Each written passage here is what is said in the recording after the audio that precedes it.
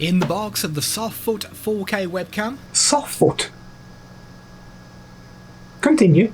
you receive the user manual, which I imagine will never get looked at, and the 4K webcam. The first thing we notice is that the webcam is in pretty poor condition with marks and scratches across the top and on the plastic base, but you do get yourself a privacy cover, so we need to look at the positives.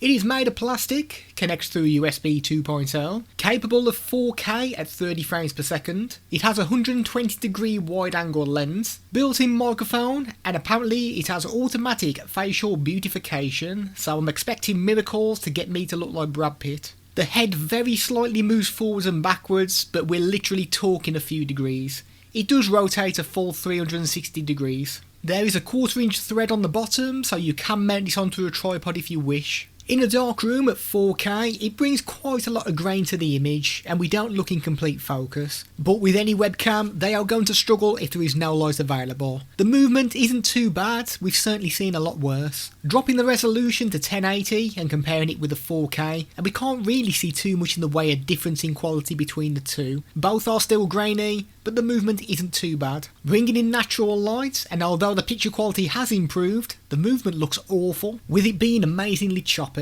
We are definitely not getting the 30 frames per second. There is some grain which is more noticeable in the background, but when we bring in the 1080 footage, then the movement is much better. Once again, we're not really seeing anything in the way of difference in image quality, but I would recommend using 1080 rather than 4K. Using a ring light is where we should get our best overall image, and once again the picture quality isn't too bad at 4K, but the movement is shocking, and I really wouldn't recommend using this. Comparing it with 1080, and it's the same story, where they look pretty much identical in image quality, but with better movement. So if you're looking at buying this for the 4K, then I wouldn't bother, but the 1080 isn't too bad. But there is something that's even worse than the 4K image quality, and that is the microphone. Have a listen to this beauty.